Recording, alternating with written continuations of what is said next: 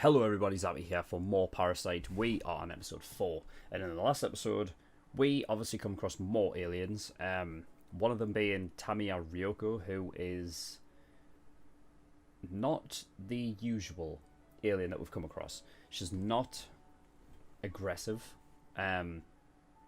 She has the capability to be, but she doesn't really want to be. She's more intrigued by Shinichi more than anything. She doesn't want to go out and like kill people that's sort of surrounding her job, so the people that are around her are actually safe in school. She's got a very she's got a lot of she's a pretty a high she's sort of like a high member in this sort of like alien society thing. I feel like obviously you had Miggy, who was sort of like praising her because of her like intelligence. So it's sort of like, you know, with all of the other aliens, they're always learning, right, about how like to integrate and obviously blend in. But like, she's not only done that, but she's actually teaching, which is something special, I guess, because obviously it's one thing to just like learn an entire like new species and whatever to like blend in normally, but to actually teach kids and stuff like that is clearly something like that's like a higher it's a higher tier. So yeah, we'll have obviously Miggy that was praising her for that, and obviously that was obviously what I guess what all the aliens kind of aspire to be, like to reach that higher level in that society. So yeah, so Tamiya Ryoko is her name. She's very she's definitely an interesting one because I feel like she's a neutral party, which I kind of want. I feel like I want it to stay that way because I feel like she's very I feel like she's just intrigued and she kind of wants to learn as opposed to like just live the way normal these aliens seem to do, which is go out and then just feed and then don't really do anything. So yeah. Obviously, with this guy called A-san or whatever, they basically mated him and Tamiya. Turns out they do reproduce, but it is human babies, which I thought so, because the only thing the alien does is take over the body, right? It's like they just take over the brain, so it shouldn't change like anything anything else on the inside. So yeah, the figures that it would be human, human babies, because you know, it doesn't change the DNA. It's still like genetically, it's human makeup in it, so it does make sense that it would still be human babies. But yeah, I think when they were talking at like dinner or whatever, I don't know if A-san was just getting pissed off by what Shinichi was saying, or if he was getting a bit jelly. But clearly he's went off the deep end. I mean, A-san just didn't even like the idea anyway to begin with, but now he's straight up like searching for him inside the school. Tamiya was there, she got pissed off, she went off fucking storming looking for him, I guess. And now we're about to start off a fight between A-san and Shinichi and Miggy. So I think that's all I've already talked about, so without further ado, we're going to get in episode 4. Let's go.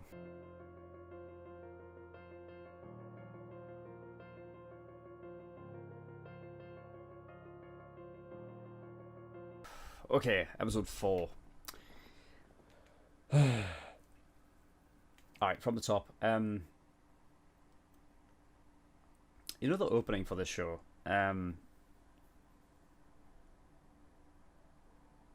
About how it says that like some of the first lyrics are about how like we're lucky to be humans and stuff because we like have no enemies and things. I kind of just figured you can kind of interpret that opening as almost as if it's from like the aliens' perspective and not like actual humans, because those like sort of parasites like become humans. It's sort of like being lucky to have been able to take over like a full human or whatever. Whereas, you know, if they were to take over something else, then like, I don't know, a cow, right? Then they'd be fucked. Or even just like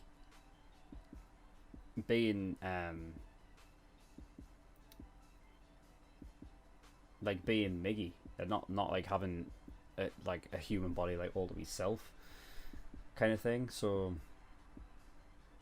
you know what I mean? I feel like you can almost interpret the opening as almost by the aliens and not just the humans.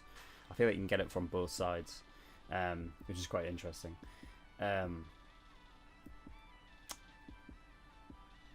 Also, at the school, after that fight or whatever, I believe Tammy was planning on blowing up Asan to get rid of the evidence, right? Because obviously, if he was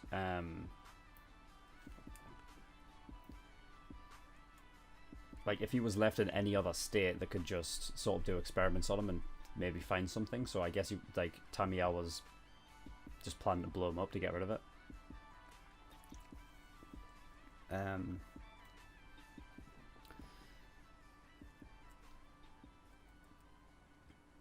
And then Tamia said she was receiving a directive, which goes with my theory that they were sent here by higher beings, like higher, sort of up the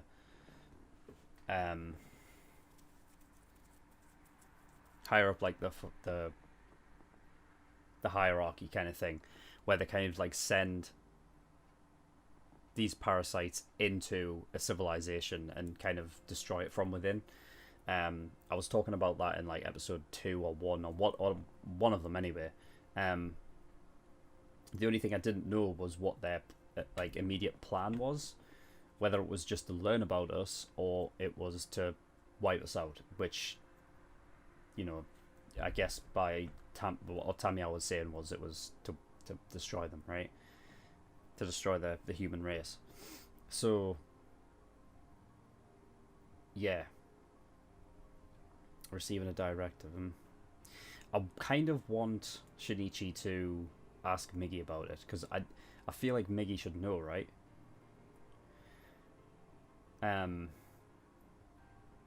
Although the problem is they only receive the directive if I don't know, that one's a tough one, because Miggy doesn't have a brain, does he? Or does he? Does he have his own brain? So essentially Shinichi and Miggy, like, it's just two brains. I don't know. I want to know if Miggy knows anything about it.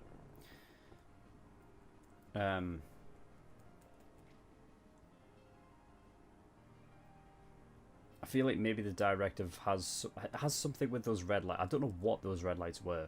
Like where it kind of like zoomed into their eyes and it was like there was like red lights or whatever. Because something changed in Shinichi, obviously, and Tamiya saw it and it was like, no, you're unpure now.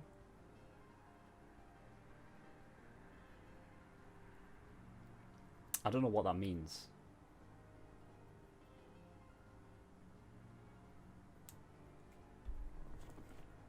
Unpure.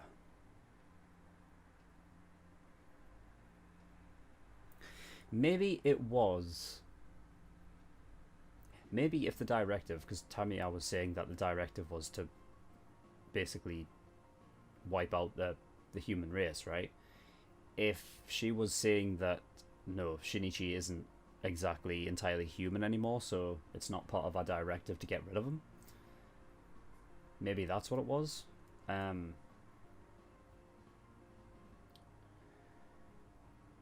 But yeah, it is a directive, but it's not necessarily a hive mind like I thought it may have been at some point, like in the past, where like I said, like maybe it is a hive mind kind of thing. That's why they can sense each other and whatnot. But it's not truly that.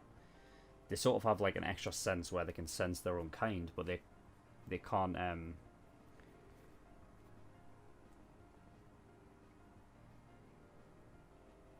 I don't know, because they can tell what each other's thinking, right? Can't they?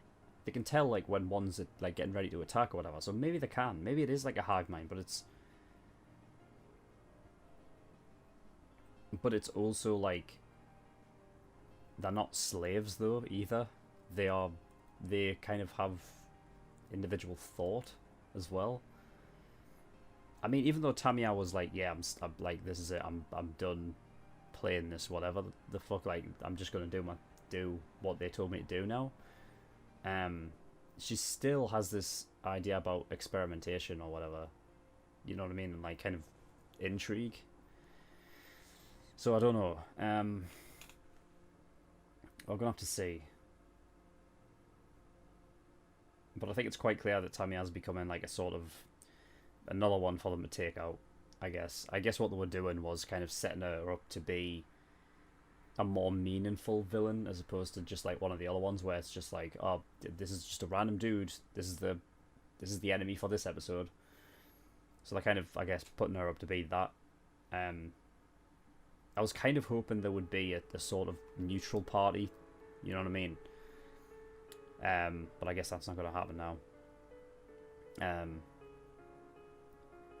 Miggy mentioned morph patterns, and I was wondering if I was going to bring this up at some point, like how they have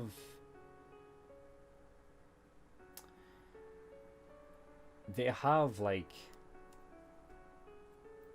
sort of the same like metallic material stuff that they have inside of their body or whatever, that they can just kind of use as weapons, right? That's incredibly fucking sharp and doesn't seem to like... It seems like the only material that can like withstand it is itself. But the way they kind of protrude and like come out of other aliens seems to be different across each and every one of them. So I was like, what is the difference? And like, what is there, like a specific difference? Like, is there anything like sort of, is there anything different about them, or is it just like, because it just seems weird that each of them would have their own, like a different way of sort of coming out. But it's just a pattern, right? It's not like there's certain, it's not like Tokyo Ghoul where like you have different kinds of Kagane and like each one's like maybe might be have an advantage to another one and things like that. That could be something that comes up later, like one morph pattern might not be as like agile or like as defensive or something like that, I don't know. But yeah, I was going to bring that up. It just so happened that this was the perfect time to bring it up because this was the first time they mentioned a morph pattern, which is interesting. There might be an advantage disadvantage thing because Miggy was saying that I don't think we'll be able to take her on, so there might be something with that. Because you'd think if they were all the same, it doesn't matter what, like, how could one be stronger than the other? I don't know. But yeah. So Miggy can detach like for about 3 minutes, which I feel like will probably might be able to come in handy at some point.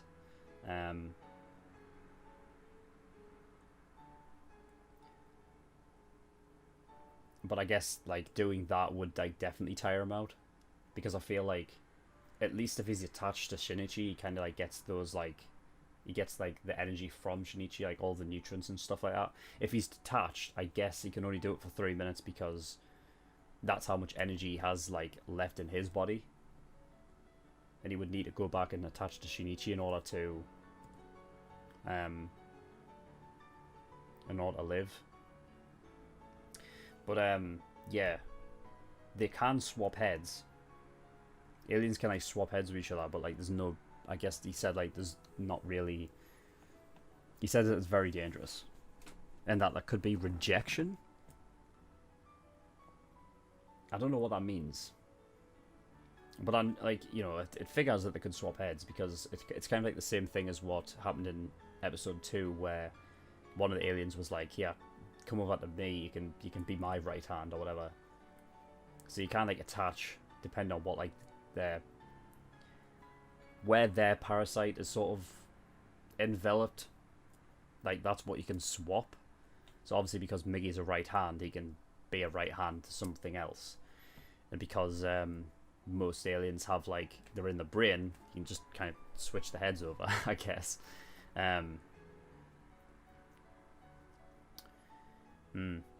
Which I think is good information to kind of know, because I feel like at some point during the series it'll feel like maybe you killed off one of them, but then they didn't really die and they managed to get on something else, and then they'll come back again. I feel like that'll probably happen. But yeah, the rejection thing, I don't know. I don't know what that means. I don't know if that's like just the human body just rejects it, or or what. I don't know.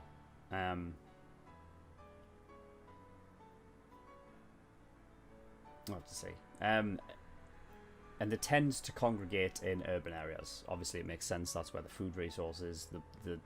It would be quite a failure for the aliens to like be in a place that is not, well, there's not a lot of food. So yeah, it makes sense. Yeah, but that is it for episode 4. So yes, that's it.